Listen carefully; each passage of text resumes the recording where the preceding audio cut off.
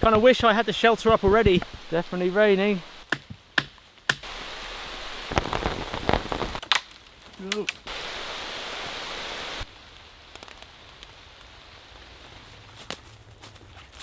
Well folks, you've had the Poundland challenge, you've had the Amazon Prime next day delivery challenge. Today it's time for the B&Q survival challenge. Got everything I need for the next 24 hours in here, in this bag, this laundry bag, and in my other hand here. We'll go through the items in a minute. For those that don't know, B&Q is essentially a very orange DIY store. It's like your hardware stores over in the US across the pond in Canada. But over here, it's one of the kind of hardware stores. You can get things like tools, lumber, paint, all sorts of things DIY. You guys have been asking for this for a while after my previous challenge videos, so this is just a bit of fun. Don't take it too seriously, take it with a pinch of salt. Let's talk through the gear and let's try and survive for 24 hours on this stuff. Right, so you saw at the beginning, I have a laundry bag. That's because it's pretty much the only cheap thing carry-wise that I could get to carry my items, but also use for something else later, because I was originally going to use a bucket, but this was slightly more expensive, so I thought I'd go for this. Now in terms of cost, I think the whole of this setup that I've got cost about £86. I will put a picture of the receipt on the screen now and you'll be able to see it, but let's go through the gear. So we have a saw, a bow saw, small bow saw. Again, each item I'll put the price up on the screen. A knife. Surprisingly enough, for a DIY store, they really didn't have a great range of knives. It was mostly kind of your Stanley knives or your box cutting knives. I just went for this garden knife thing. It's going to be interesting. Now I'm going to build a shelter and I'm going to plot these lights. They stood out to me, so I'm going to put a couple of these little LED lights, push lights in the shelter. Ambient lighting. And then to cut up wood, I went for a small hatchet. This, I can't remember how much this was, but it kind of feels cheap, but it also feels very good at the same time. The head weight is 450 grams on that one. Yeah, it's by Magnuson. It stood out to me, so I went for it. Some string. This is the only, they don't do normal lighters, so I had to get a barbecue lighter. And then a torch. And then I also went for, because it's a DIY store, a few small packets of nails to help build the shelter. But it's a DIY store version. And also the last thing to cook on, I was thinking, is this kind of bath rack, this wire shelf that sits in a shower. Don't ask, guys. I figured could do something with it. And also, now they don't do any water at all. So, get that slug off. I've cheated and I brought in my own water because there is no water supply in this woodland that I'm in or near it, in fact.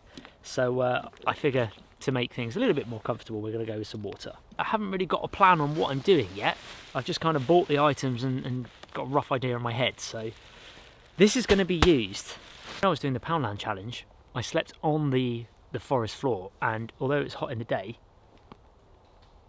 it was really quite cold at night, and obviously the cold sucks the heat out of your body. So I was only in a small thin blanket for that one.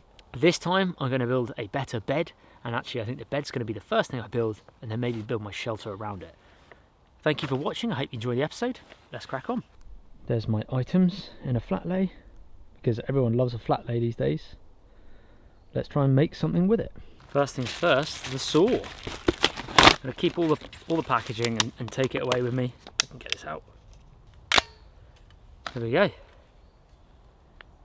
That is the B&Q bow saw.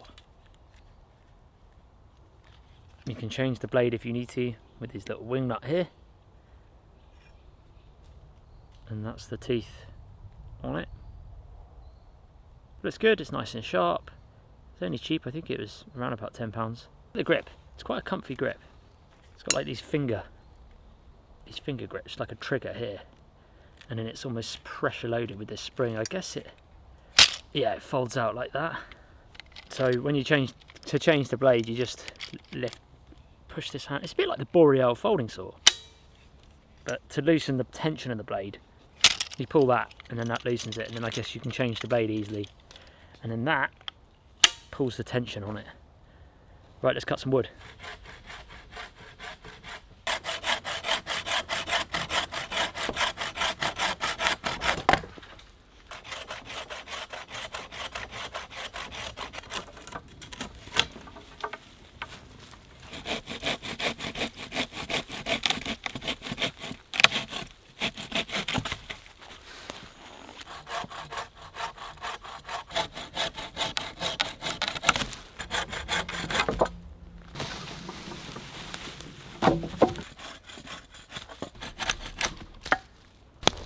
Right, I need to make some points now on the sticks.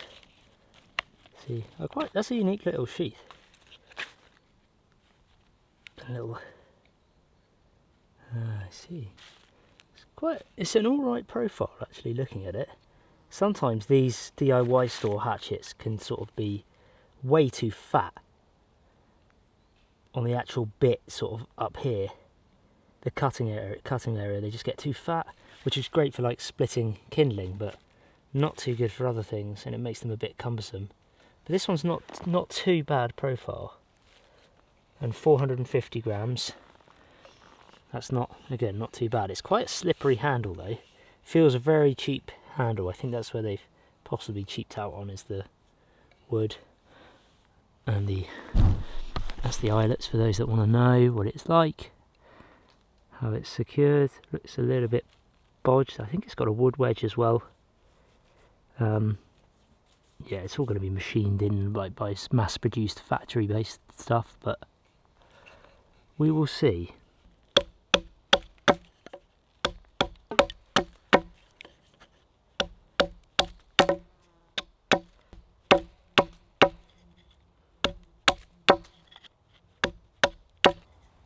Does the same job any other sharp tool would do.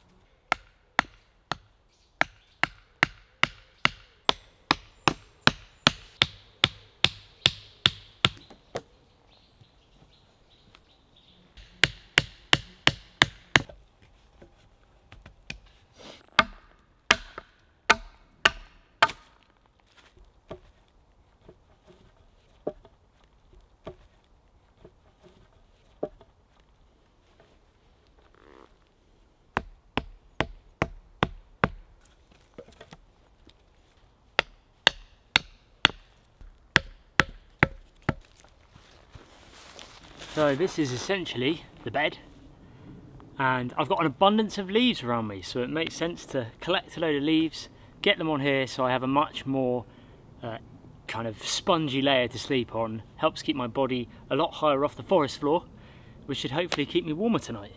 And they're all around here, there's loads. And that is why I got this laundry bag to help collect. It's quite thick as well, to help collect all the leaves. It's just a case of filling it up.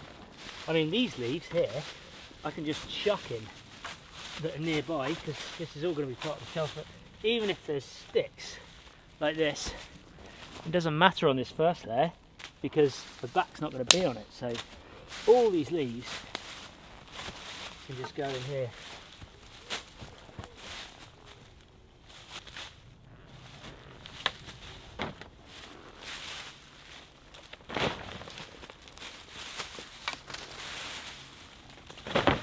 Why is it that no matter what laundry basket type thing you buy, it never has like a solid edge to it? It always just flops over. I don't get it. I'm sure there's some out there. Every one we've ever had just folds in like that. You can't even do that. Really dark today. I don't know why the woodland is so dark today. Right now it's pretty light. Oh, that's a nice full bag of leaves.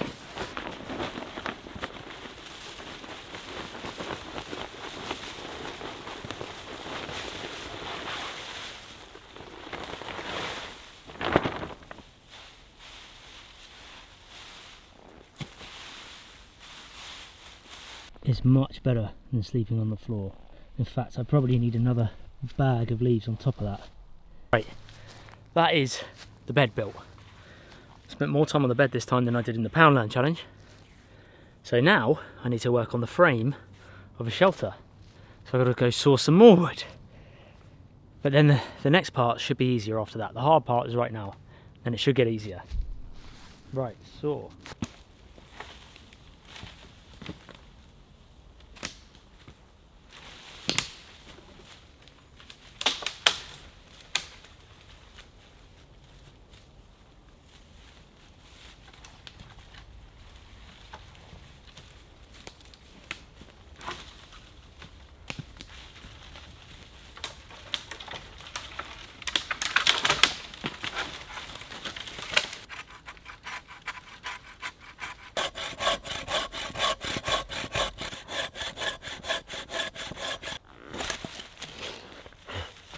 No word of a lie, I wanted to max out this saw and see the sort of maximum size log it could cut, which is this, and that probably took me a long time, 10 minutes to try and get through that. I had to stop the camera rolling to save footage, but the idea was that this is going to be a chopping log. It's an old one that I've cut in the woods ages ago. It's got this annoying slant here. Whether I can just level that off quick. I say quick, but just try and level it off. Here comes the rain. Oh boy, haven't even got the shelter up. Oh man.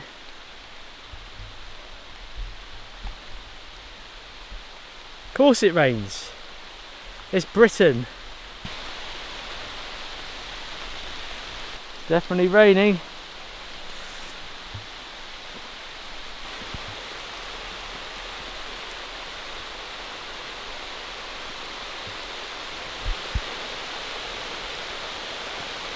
And I wish I had the shelter up already.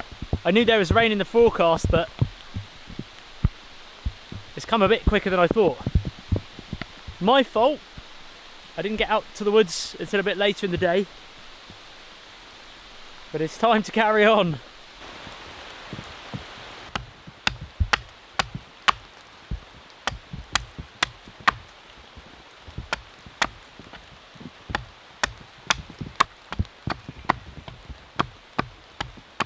This rain is annoying, very annoying.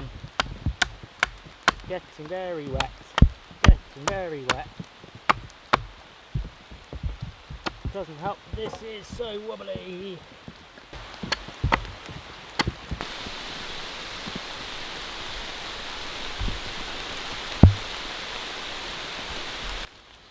I did also bring a hoodie and a wool jumper because I've not got a sleeping bag or a blanket tonight. I'm relying on this shelter to keep me warm, so I bought extra layers. I've got this and a wool jumper, which in the summer is I can sleep out in the open in. It's fine.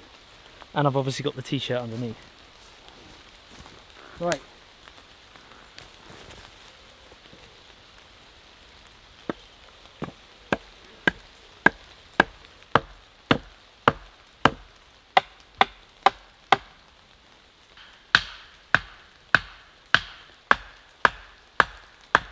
There you go. So far, 4 sticks in the ground. So I stood under a tree to avoid a lot of that torrential rain. Obviously put my hoodie on, which is still a bit wet now, but my t-shirt's fairly wet. Annoyingly, my raised bed is wet and the leaves are wet, but hopefully we're going to have enough stuff to cover that and sort it. It's so hard to open. Now I'm going to just nail together the frame, because it's a DIY challenge, folks, not a pure bushcraft one. We've got a mixture.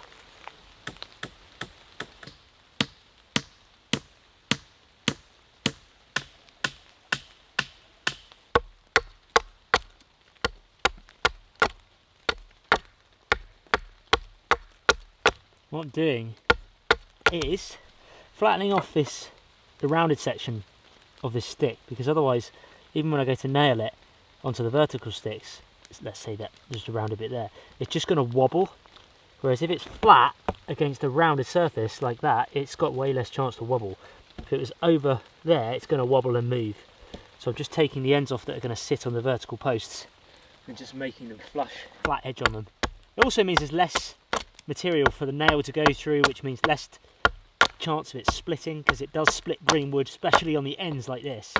That's where the nail is going to split it. I've done it so many times that it is how it works. It's what it does.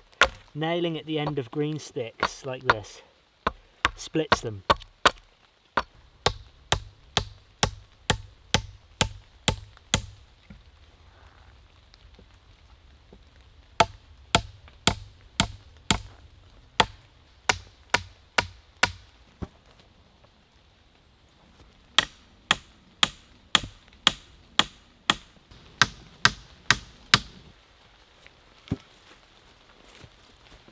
Kind of making this up as I go along, and we keep getting these dark clouds going over, producing really heavy rain, and then it gets lighter again. So the weather it can't decide what it wants to do. Mostly rain though. Right, I'm using the old garden knife now. It's almost like a mushroom knife.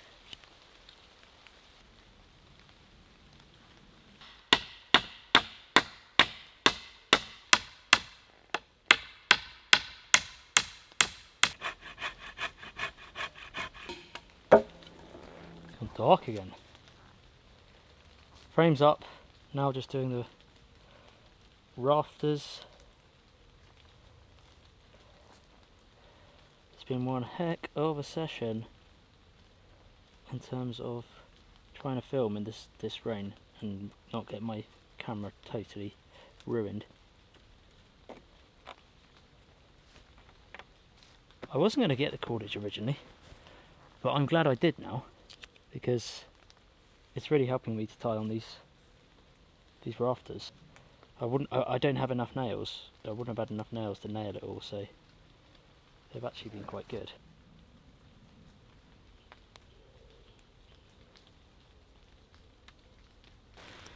The aim is to bubble wrap the shelter. This is, I think, 30 metres, yeah. 30 metres of bubble wrap, 750 millimetres, 75 centimetres long. There's a plastic cover on it, which I think I will use later down the line. And I don't know if this is going to work at all. I've got some clout nails. They are massive though, and this frame is really thin. So I'm actually worried it's going to totally break the frame. But I need a roof. So, I mean, look, I could just throw it over. I've just got to be careful how I do this without sort of splitting. So, on bubble wrap, I don't know, that's what I call it, guys. I don't know what you guys call this stuff, but I've always called it bubble wrap. There's the bubbles, the air bubbles, on one side, on the inside, and then on the outside, it's totally smooth, like a tarp. So I'm going to face the bubbles in, and the tarp bit, the smooth bit, on the top, so that when the rain hits it, which it has been raining and it's still due to rain, hopefully it runs off. We will see.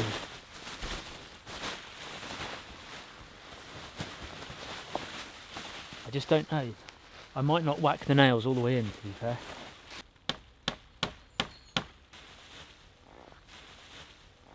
Bubble wrap house.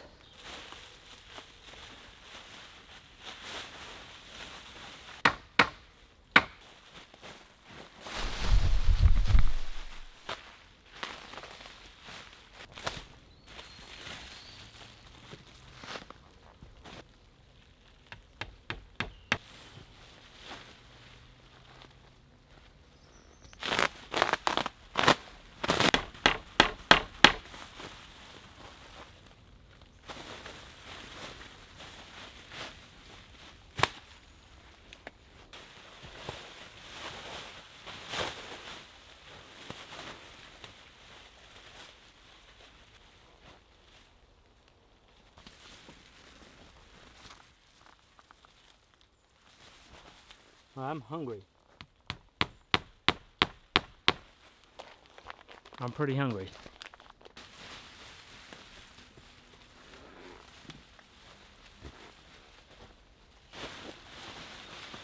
And that is it, the B&Q hut. I'll do a bit at the back, but I'm running out of light. I've maxed out the camera settings until I change lens. But that's it, that's my little hobo home. Got a little doorway here. And there's the bed, and because the leaves are wet, I'm going to use the plastic sheet that the bubble wrap was wrapped in, which is wet on the outside and dry on the inside. I'm going to cut it open and lay that down on top of the leaves. I'm going to cut it down the middle.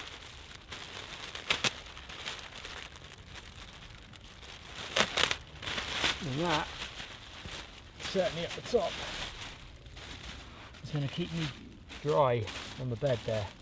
Right folks, to aid with the lighting I have bought obviously my camera gear, so I've got a camera light here. I've chopped some firewood, but I highly doubt this is going to make feather sticks. I could really do with it making feather sticks because it's late and it's getting late, sorry. Oh, maybe. It's just got it's not got the right grind. Oh, there we go. There's a few. Rubbish for feather sticks. Cut string all right. Keep the firewood dry. Tell you what, it's lovely and light in there. Lovely and light. All that bubble wrap just reflects all the light because it's domed. It's quite impressive actually. Obviously, I've got my camera light up there at the moment.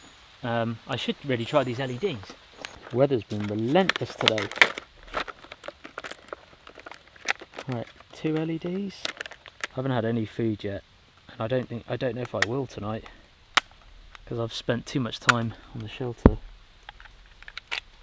3. At least they give you the batteries with these ones. Minus plus. But you fall out. Maybe I had a duff one. Ah, there we go. So these LEDs have a bit of 3M tape. You probably can't see that because it's so bright. There, they've got a bit of 3M tape on the back. So I think I might try and stick it under there somehow. See if it does. Yeah, it does. Cool. It works. That's one LED. One of them's broken.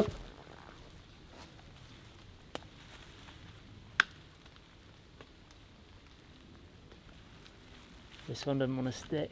Oh, sticks to the bubble wrap. We have light. And there is our little house. The bubble wrap house. With the push light LEDs. I actually quite like those. They've gone down quite well. Although one was not working, I'm still pleased with those 2. Lots of light. Okay, so that one fell off, so I've stuck it to the bubble wrap. It seems to stick to that, but nice to know we can just turn them on and off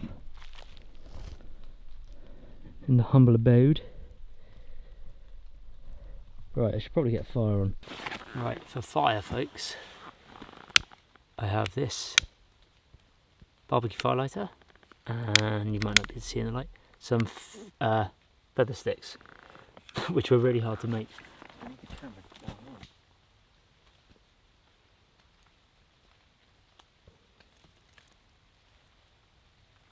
Yes, we have fire.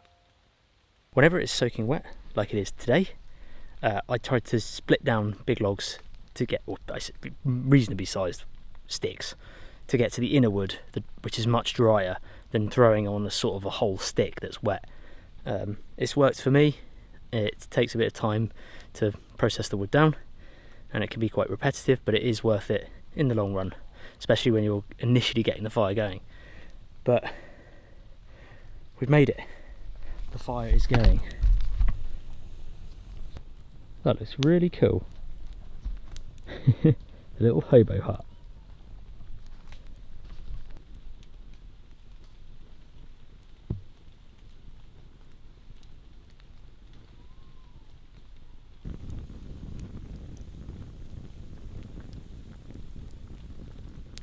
So I've still actually got a fair amount of bubble wrap left. I thought I would end up using most of it, but I've got a lot left. So this is going to be my pillow.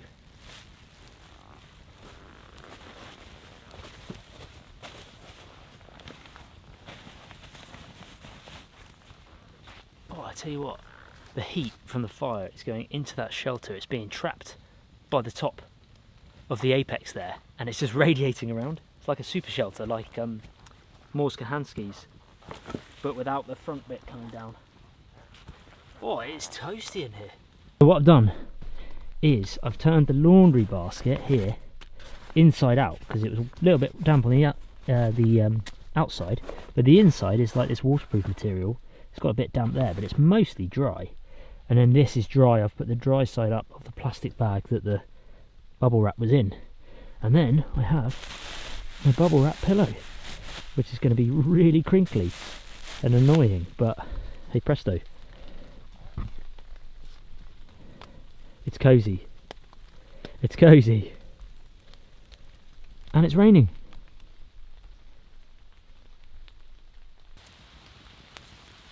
So a lot of you are probably thinking, what am I going to do for food?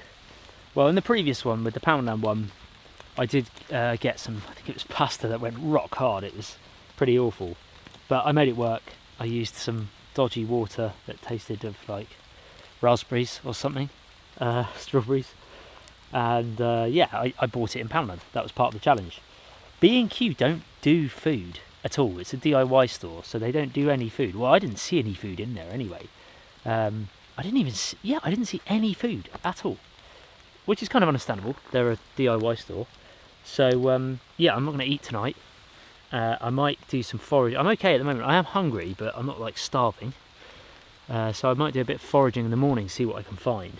But this particular challenge was more about the shelter stuff and what I could do with the tools, because it's more of a sort of tool that's really bright. Oh, my face. Sorry, guys. It's burning me, that light. There we go. Yeah, this one is more about the tools. But I'm going to definitely forage tomorrow. And yeah, the reason I bought this was because if I did catch food or bring food with me and I wanted to cook it, I figured that this would make quite a good camping grill, because it's actually got like the bottom of the shelf there, but you could grill meat on there, and it's almost like a hot plate in the middle as well. And it's got this sort of legs there. You could just put it on a log, 2 logs either side, sit it over the fire, and you could cook away. So that was why I bought that. I'm not going to use it because I've not got any food to cook on it, but it was part of the challenge of, if I did have some food, that's what I would have used. Or if I was going to go and catch some food, that's definitely what I would use. And it's raining again. In fact, there's been so much rain that it's starting to put the fire out again. And now that shelter's nice and toasty, I think I'm gonna get in there, crank up the fire, get in there, and let the fire go out. And then, yeah, just try and keep warm. I've got another layer actually. Let me go and put that on. Wool jumper. I mean, it's summer, guys, right? So it's still 18 degrees at the moment. It's not cold, but it will be cold when in the night. Like I say, on the Poundland challenge, I did wake up quite a few times, so I was on the floor.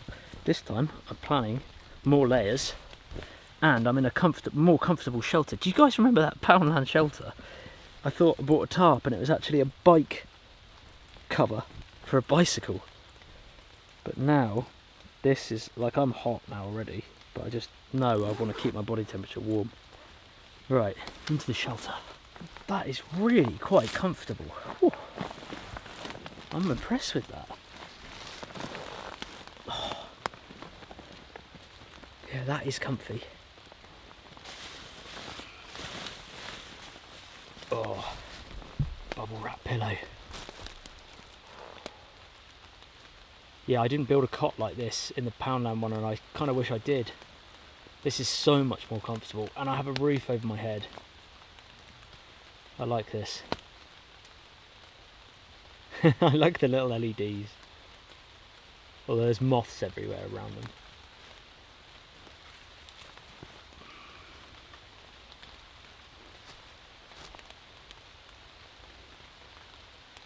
Good fun. A bit trickier to do this one than the Poundland one in terms of length of setup, because there was a lot more to this. But it goes to show what you can do with sort of, I say minimal equipment, but cheap kind of DIY equipment. I love the sound of the rain on that.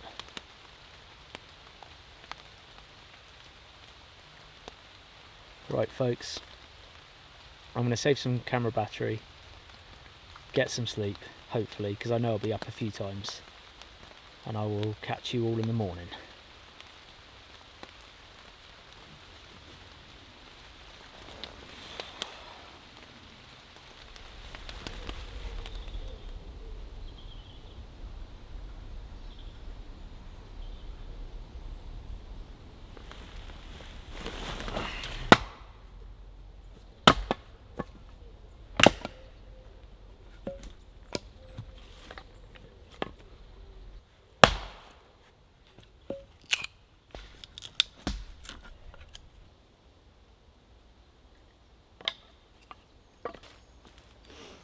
Right, while the fire's going, let's try and forage some food.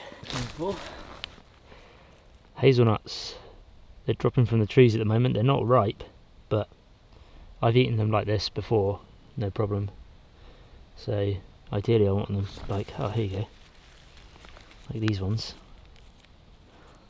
A little bit more brown and ripe. Squirrels haven't got to this one yet.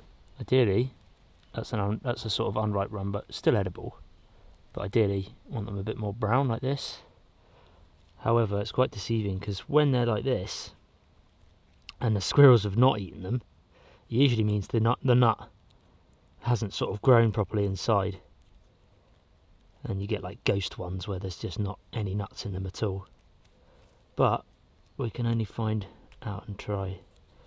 So time to start foraging for some nuts. I'm hungry.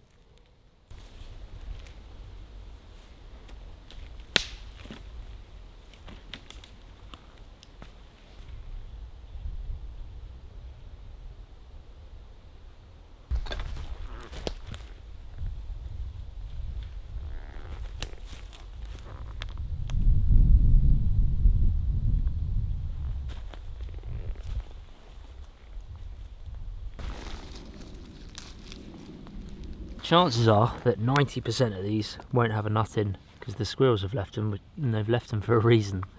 There's a nice brown one though, we'll see. Yeah, see that one's too far gone.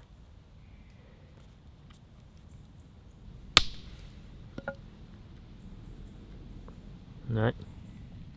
Nope. Nope.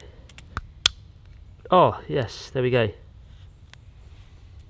Slim pickings, but that'll do. Tiny, tiny one. Not much reward. These are just immature, really. No, that's a bit better. I can scoop it out. So failing that, when you can't eat any hazelnuts and they're not producing, here's one here, look. It's teasing me on the tree. I'll pick that one and see what's in that, but failing that, this is what the hazel leaf looks like. You can see that. Very kind of velvety. It's got this little teardrop point at the tip. And these, especially the young ones like that, these are edible. They're just really not amazing tasting. They're quite bitter.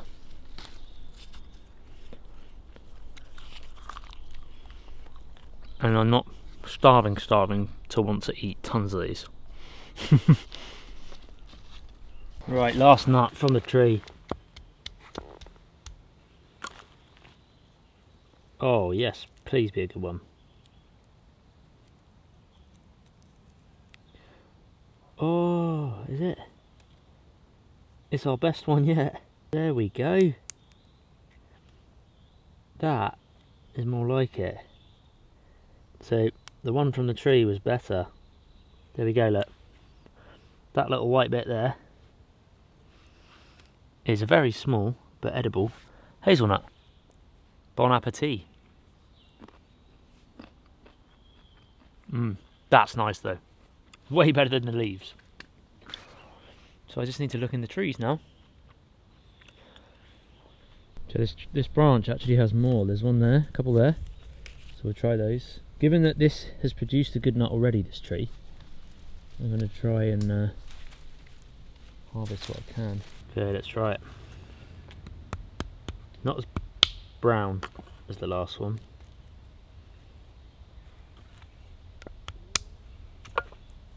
No. Be good to me. Be good to me. Yes! There is a nut inside. Brilliant. All this needed was B&Q to stock a bit of food, and it would have been a far more comfortable night. Instead, we're living off nuts like squirrels. Pretty pleased with how this turned out, to be fair.